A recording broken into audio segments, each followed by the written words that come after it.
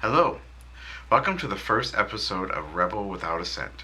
My name is Andrew Crandall, and I want to use this blog to give you information of my many years of experience in film production, music production, and so on and so forth, to help you to get your projects on the way and out the door without spending a lot of money. A little bit about myself. I have spent many years, like almost 20 years as a musician and about another 15 years as a filmmaker. I have done everything, every aspect from playing guitar for different bands, recording music, recording for independent films, and such. When it comes to film production, I've done everything from camera work, directing, producing, even in acting whenever it's needed. Anyway, feel free to check out IMDb. My name's Andrew Crandall. You'll see different credits of things that have been released, not necessarily the things that haven't been released. But anyways, I want to give you all the information of all the experience that I have to help you to get a head start on whatever you're trying to do. And today's first episode, we are going to talk about this new pedal, or actually probably not that new, but it's a distortion pedal released by Behringer, the DM100. Now, most of you, this is for guitar players, so all you filmmakers, you might want to skip this and wait till my next blogs for talking about filmmaking. But most guitarists, when they first start out, if you want to do being a rock band, one of the first things you have to have is some sort of distortion or overdrive, to kind of get rid of that cleany, tinny sound that most guitars sound out without any effect. And so there's been a variety of distortion pedals throughout the years. And Behringer supposedly, we haven't tried it, we're going to try this one out, has released a pedal that is supposed to emulate the Boss DS1, the MXR Distortion Plus, and the Rat pedal. So I got a hold of one of each of those pedals, and we're going to do the side by side and compare and see if this thing actually lives up to what it says.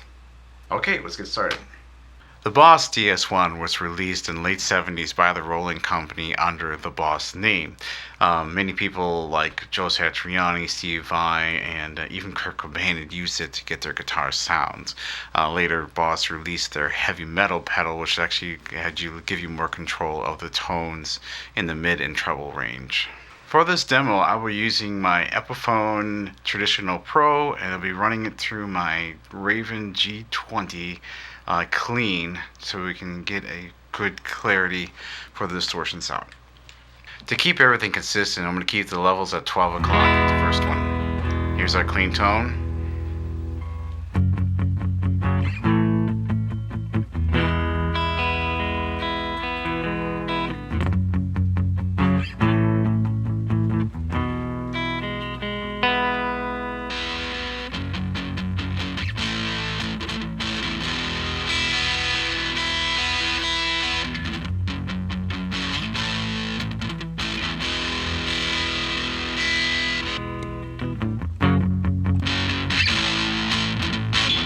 And we can notice it has a little bit more bite than the DS1.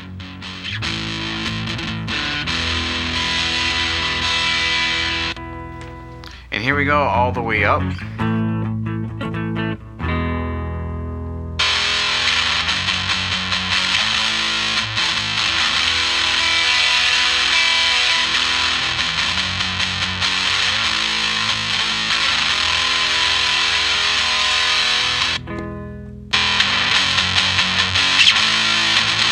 Again, we notice that it's a little bit more louder.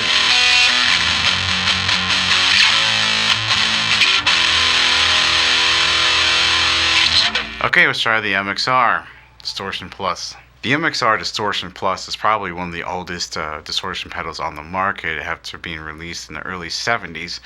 It was used by many famous guitar players like Randy Rhoads, Jerry Garcia, even Bob Mould of Husker Du to create their different guitar sounds.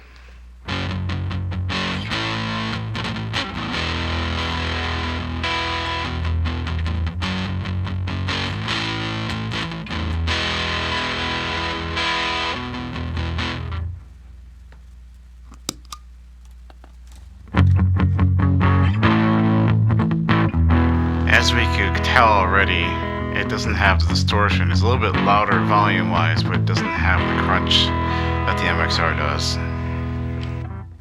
Now let's try it all the way up.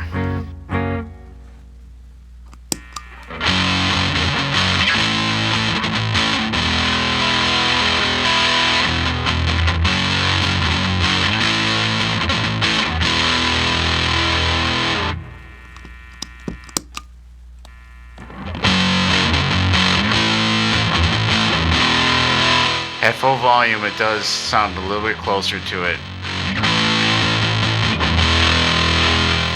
Okay, let's try it in the rat mode.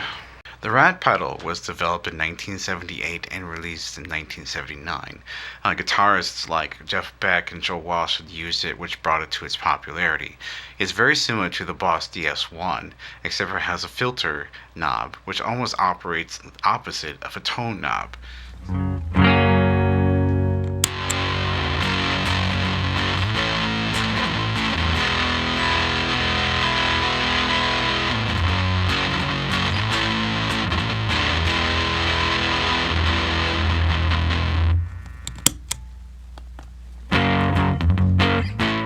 Again, we can tell right away that the distortion doesn't have the crunch in the same volume.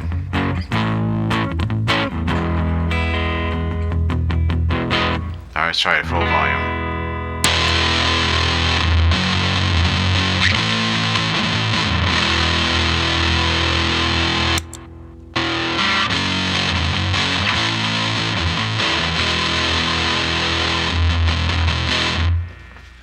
Well, so as you can see, it does not quite match up to what it promises. But the upside is that this pedal costs you approximately $25, while each one of these other pedals can cost you cumulatively, even used, up to $150.